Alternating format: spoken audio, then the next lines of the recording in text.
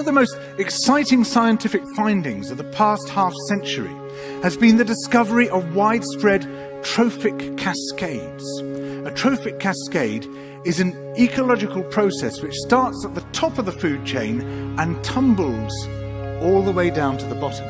And the classic example is what happened in the Yellowstone National Park in the United States when wolves were reintroduced in 1995. Now, we all know that wolves kill various species of animals, but perhaps we're slightly less aware that they give life to many others. Before the wolves turned up, they'd been absent for 70 years, that the numbers of deer, because there was nothing to hunt them, had built up and built up in the Yellowstone Park, and despite efforts by humans to control them, they'd managed to reduce much of the vegetation there to almost nothing. They'd just grazed it away. But as soon as the wolves arrived, even though they were few in number, they started to have the most remarkable effects. First, of course, they killed some of the deer, but that wasn't the major thing. Much more significantly, they radically changed the behavior of the deer. The deer started avoiding certain parts of the park, the places where they could be trapped most easily, particularly the valleys and the gorges. And immediately those places started to regenerate. In some areas, the height of the trees quintupled in just 6 years.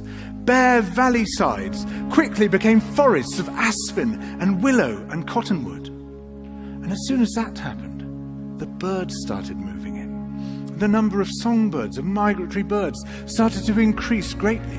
The number of beavers started to increase because beavers like to eat the trees.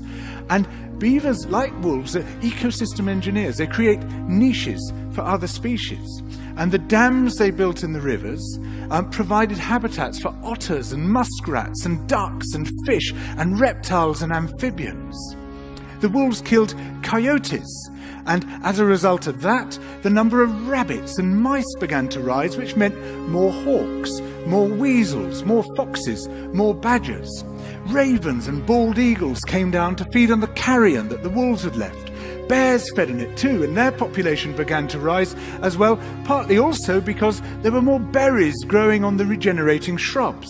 And the bears reinforced the impact of the wolves by killing some of the calves of the deer. But here's where it gets really interesting. The wolves changed the behavior of the rivers. They began to meander less. There was less erosion. The channels narrowed. More pools formed. More riffle sections, all of which were great for wildlife habitats. The rivers changed in response to the wolves. And the reason was that the regenerating forests stabilized the banks so that they collapsed less often, so that the rivers became more fixed in their course. Similarly, by driving the deer out of some places and the vegetation recovering on the valley sides, there was less soil erosion because the vegetation stabilized that as well. So the wolves, small in number, transformed not just the ecosystem of the Yellowstone National Park, this huge area of land, but also its physical geography.